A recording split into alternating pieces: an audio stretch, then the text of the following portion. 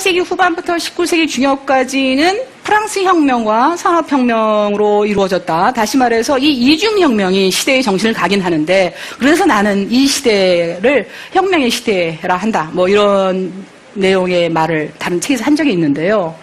그걸 응용하자면 괴테 시대가 바로 혁명의 시대죠. 그죠? 1749년에 태어나서 1832년에 죽었으니까. 그렇지만 여러분들이 혹시 괴테의 작품 뒷면을 보시면 그런 얘기 잘 안 나오거든요. 괴테가 뭐 혁명이 어쨌고 저쨌고 이런 얘기가 안 나와요. 이게 왜 그럴까요?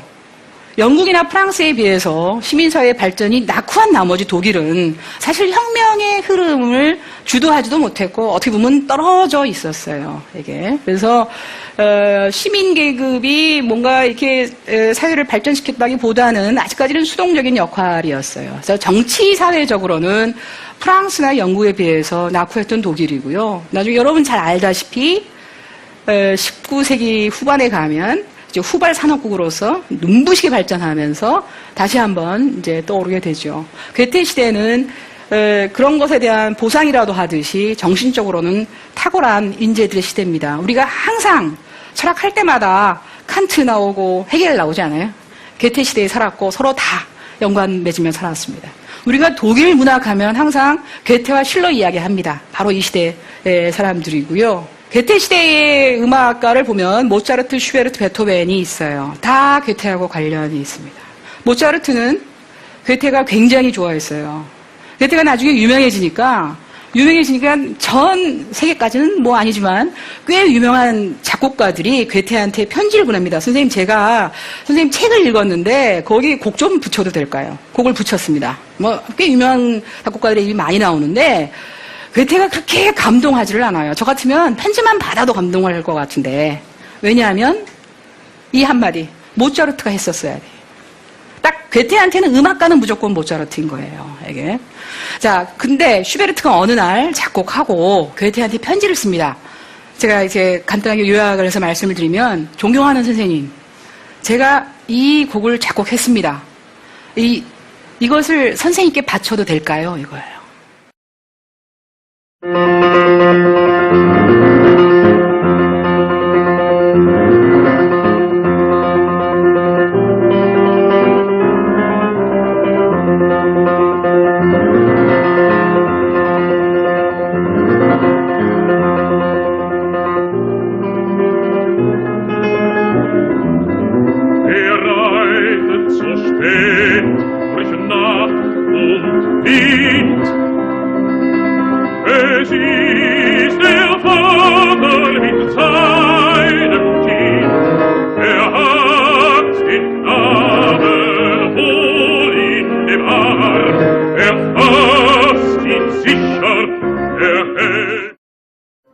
Ich liebe dich, mich reizt deine schöne Gestalt. Und bist du nicht willig, so brauch ich Gewalt. Mein Vater, jetzt verstehe mich an. Der König hat mir ein Leids getan. Dem Vater grauset's, reitet geschwind, hält in Armen das ächzende Kind. Erreicht den Hof mit Mühe und Not. In seinen Armen das Kind war tot.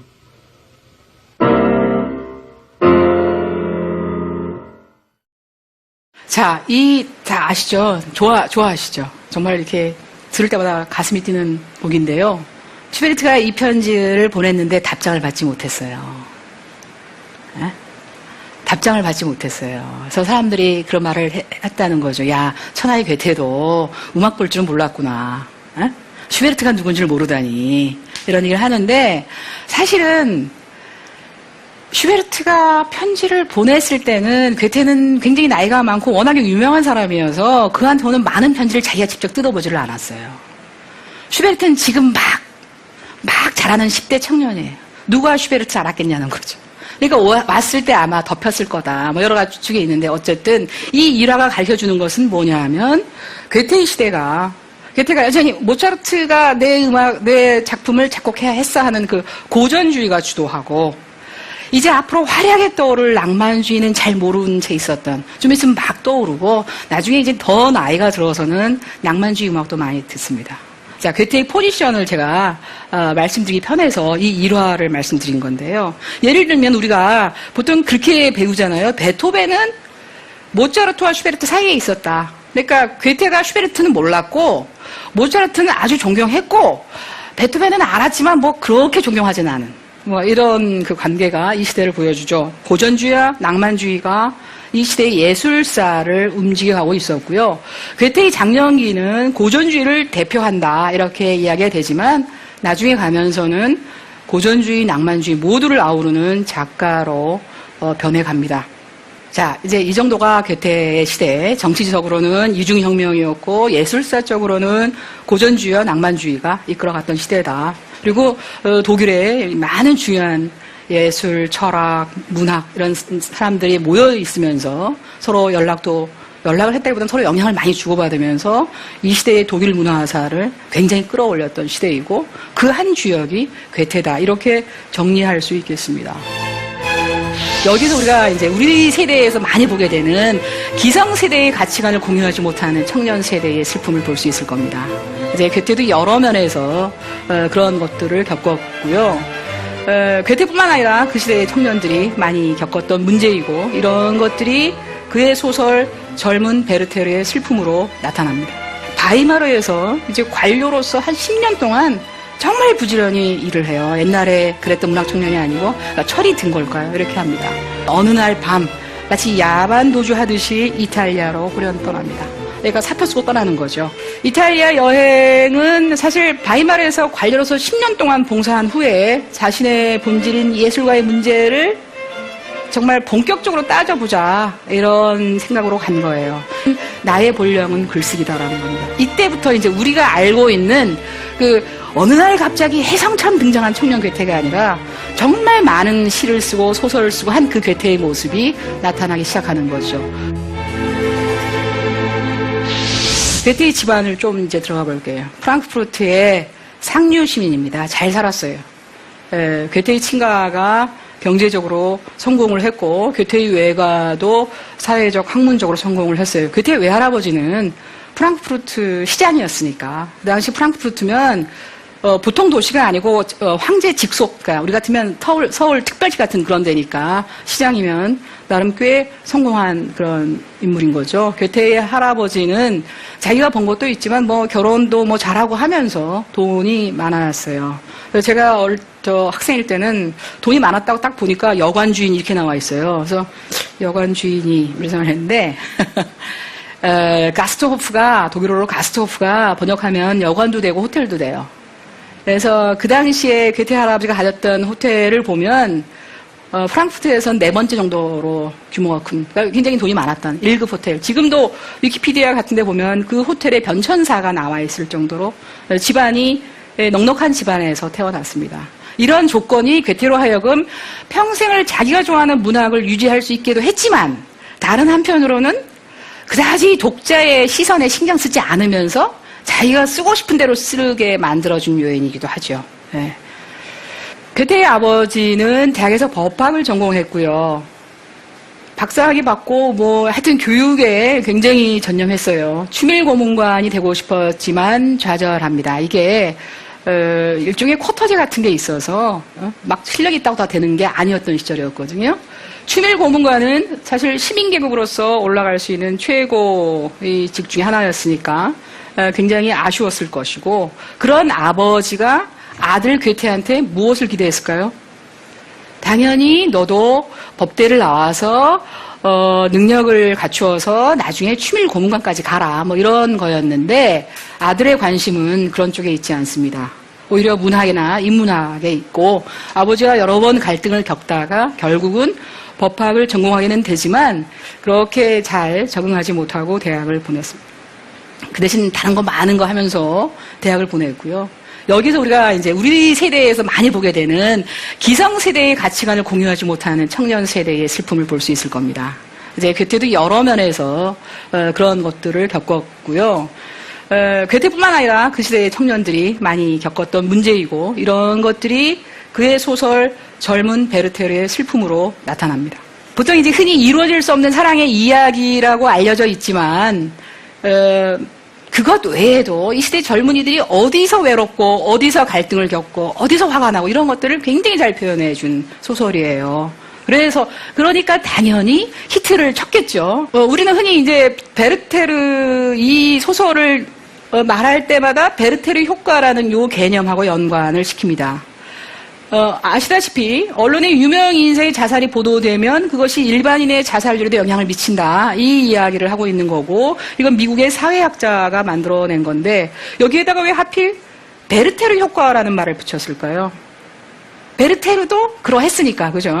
주인공 베르테르가 워낙에 인기가 많으니까 주인공의 자살을 본받아서 따라 죽는 모방 자살들이 생겨나면서 이것들이 굉장히 문제가 되는 상황이었어요. 그러니까 그만큼 이 소설이 가졌던 파급력이 엄청났다는 거예요. 자, 괴테 시대에도 이제 이게 문제가 된다고 봤어요. 근데 뭐 무슨 단순히 자살을 따라했다 이것보다 오히려 더 많은 면에서 이 소설이 이 시대의 그 흐름들에 영향을 주는데요. 그래서 그 당시에는 이제 베르터 피버 이런 식으로 표현을 했어요. 열풍. 소설의 인기와 더불어서 베르테르와 로테 이미지가 이제 새로운 문화의 아이콘처럼 등장합니다. 예를 들면 소설의 내용을 소진한 다양한 상품들이 막 등장을 해요. 예컨대 마이센 도자기. 그 당시에 굉장히 중요한 도자기였다고 해요. 저는 독일 갔을 때 중요한 건지 모르고 제가 갔던 그 집주인이 이게 마이센 도자기라고 했을 때 제가 그냥 아무렇지 않게 있었던 것을 지금도 후회를 하였지. 이게 마이센 이래야 되는데요. 그러니까 아마 이런 거 보여주신 거예요. 이런 거를. 예? 이게 거의 박물관에 나올 것 같은 걸 저한테 보여주신 건데 제가 여러분 혹시 독일 가시면 자, 베르테르 찻잔을 만들어서요, 소설 내용을 다 지금 산책하는 베르터라든가 이런 것들을 다 했을 정도. 지금도요, 한 몇 년 전에, 독일에서 이게 전시회가 열린 적이 있어요. 박물관에 가면 볼 수 있는 데도 있어요. 이게. 그만큼 효과가 큰 거죠. 베르테르 패션의 변화를 가져옵니다. 18세기 초반에 프렌치 패션이라고 이제 통칭해서 말하는 복장들이 유럽에 전체적으로, 이거는 뭐냐면, 17세기 루이 14세 시대를 연상시켰던 궁정풍의 스타일이죠. 상류사회 시민들이 뭔가 그 궁정 귀족 같은 걸 그대로 흉내를 내면서 많이 입었어요. 그런데 18세기 후반 독일에서 베르터 패션, 그러니까 베르테르 패션이라는 것이 막 뜨는 패션이 되는 거예요. 이게 왜 그랬을까? 사실 우리가 볼 때는 별 차이가 없는 것 같아요. 그쵸? 저기나 별 차이가 없는데 이제 패션의 역사를 좀 더 들여다보면 자, 궁정사회의 패션들을 보통 시민계급이 막 흉내내서 입었단 말이에요. 근데 영국에서는 산업혁명을 거치면서 시민계급이 자의식이 더 성장을 했어요. 그래서 근데 무조건 귀족도 안 따라간다.